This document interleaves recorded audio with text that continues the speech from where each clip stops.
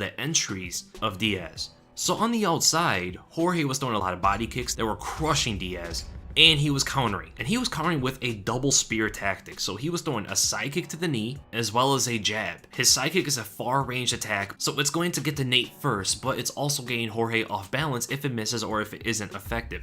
So a reinforcing jab corrects the mistakes or solves the problems of throwing the side kick, as it allows him to get back into his stance and also move away. These two completely stop Nate Diaz's outside boxing entries. The kick blasts the knee, making it difficult for Nate to advance without taking a detour angle. He has to take another route to get past this side kick that's coming down the center. And the shorter range jab punishes Nate's lunges to get in, or punishes Nate at the end of the kick, making it kind of like a combination. So again, just like the Anthony Pettis fight, that mid-range for Diaz was occupied by Jorge's attacks, right? His counter attacks are at that mid-range, starting with the side kick, starting with the body kick. So Nate had to find a way to get in, and what he kept doing was he was taking the outside foot to eventually land his punches. He'll come in with the right hand, usually a right hook to set up for the left, but here's the thing about Jorge Masvidal. His punch is a lot more tight. So Jorge on the defense left Nate Diaz with not a lot of options to get on the inside, right? Nate was running out of options. He couldn't find a successful entry to get on Jorge, besides if only Jorge messes up his defense. That's it.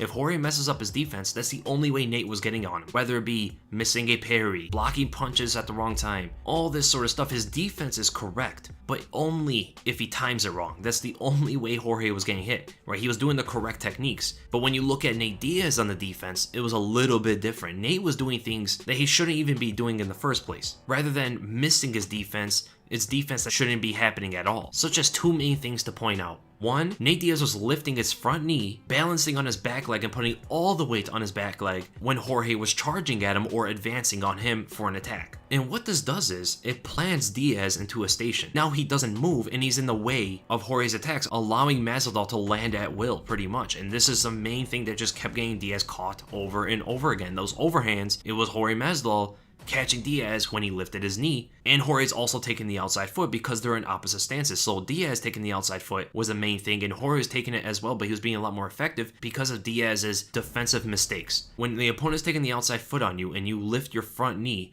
you are not challenging it. You're not challenging the fight for the outside. You're just giving it to the opponent, and now you station yourself, which is a very ill-advised thing to do, especially when you're fighting a power puncher in Jorge Masvidal, or someone who has the killer instinct that he has. He definitely has more power than Diaz, and he's definitely a lot more dangerous of a striker, shown throughout this fight alone. But he was still constantly doing it, even when he was getting knocked down, even when he was getting stunned. It was a constant thing that was going on, and this seems to be an instinct of his, something he's been training with for a very long time. And it's hard for, especially an older vet, to break these bad habits. So even if there is going to be a rematch, you're probably going to see a very similar thing from Diaz that's only going to get him caught over and over again. And now there's one other thing that Diaz was doing on the defense that got him caught as well. And this was around 3 minutes and 30 seconds of the second round. So Masvidal goes in and throws a jab, but he's masking his step on the outside. Look how far out he got on Diaz. He's completely on an angle, and Diaz now has to turn his entire stance, his entire position to face Masvidal. But what does he do instead of doing that? Instead of turning around, he actually steps in front of Masvidal with his right leg,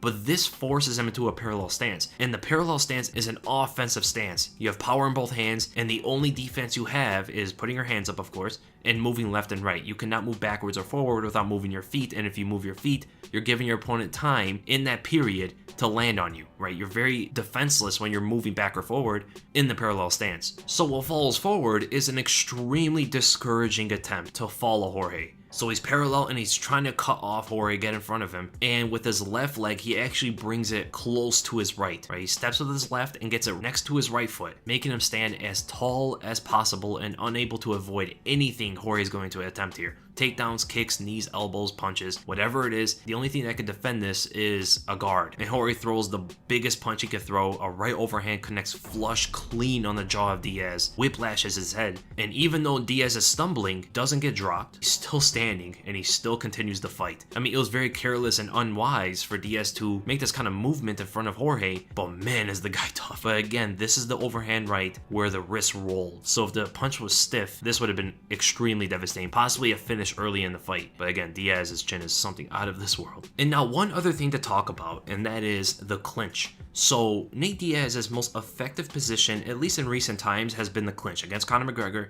against Anthony Pettis, the clinch is where he kind of dominates fights. And it's because of wrist control, because of hand fighting. He is one of the most underrated hand fighters when it comes to MMA. Pulling opponents' hands down, landing knees, landing punches to the body, and that wears them out as the fight continues. And he keeps changing the control of the wrist. He'll switch to the left, switch to the right, pulling both hands down, and the attacks are all over the place, while he's also leaning his body weight on top of you. But Jorge Masvidal has solved this.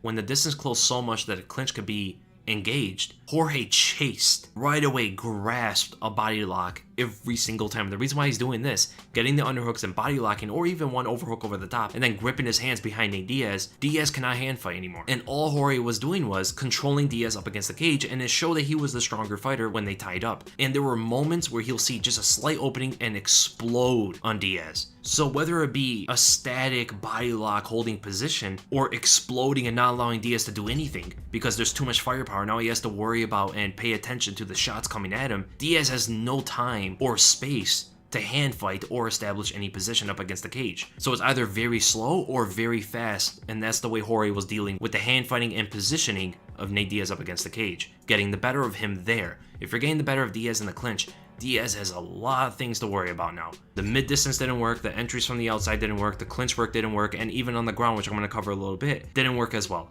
And there was that moment where Jorge Masvidal dropped Diaz with the head kick after the flurry. I mean, he landed those big elbows when he saw that slight opening start exploding, getting Diaz occupied, starting throwing shots over the top which weren't landing too much, and then the head kick as Diaz leaned down. And it looked like Diaz was attempting to shoot in for a takedown when the kick came, but he leaned into a kick, got hit right on the jaw, and the guy's still fighting. He's still conscious after he hits the mat. He starts recovering his guard very well. He has an amazing ability to just keep his guard and keep the legs in front of the opponent even when they're on top of him. But there was that one sequence, so in this moment, 2 minutes and 3 seconds of the first round, this is where Diaz started trying to hand fight. This is the only time he actually had some opportunity to hand fight with Jorge. In the whole 3 rounds of all the clinch work, of all the time up against the cage, this is the only time Nate was somewhat competitively hand fighting with Jorge. So Nate Diaz with his right hand is pulling down the left wrist, the left arm of Jorge, but what he does is, Masvidal grabs his arm with his other hand, pretty much almost like a 2-on-1, but defensively.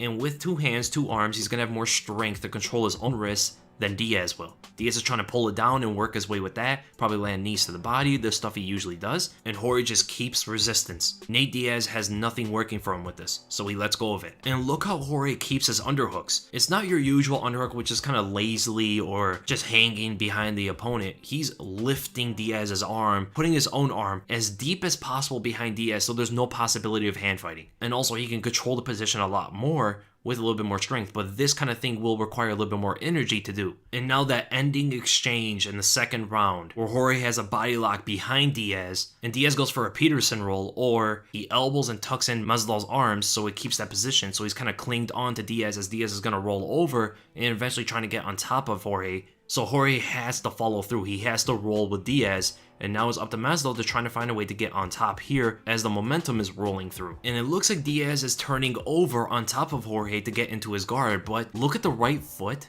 of Jorge Masvidal. He quickly tries to dig in a butterfly hook and actually butterflies or stretches out Nate Diaz's right leg as he's still rolling or turning over, and this carries that rolling momentum just a little bit more for Jorge to escape out, get on top, and look at this, simultaneously sticks a right hook on the inside as he's trying to get Nate Diaz's back. Jorge Masvidal is an amazing grappler. Now, we all know about the end of the fight, the cut, doctor stoppage, all that sort of stuff. Whether you agree, you disagree, we do know that Jorge Masvidal was pretty much taking over this fight as it was going on. Of course, the 4th and 5th rounds, it's 2 more rounds, 10 minutes of fighting, and Nate Diaz does have really good cardio. He is somewhat of a comeback fighter when it comes to fights. Michael Johnson fight, Anthony Pettis fight, Conor McGregor fight. He's always the kind of guy that's just getting better as the fight goes on. 4th and 5th rounds, we don't know how Jorge's cardio would hold up. He's never really gone 5 rounds before, so it would have been interesting. They both want to do a rematch, but here's the thing, as I said before, the only thing that was really getting Jorge in trouble was his defensive mishaps or miscalculation. That's it. He had the right technique every single time.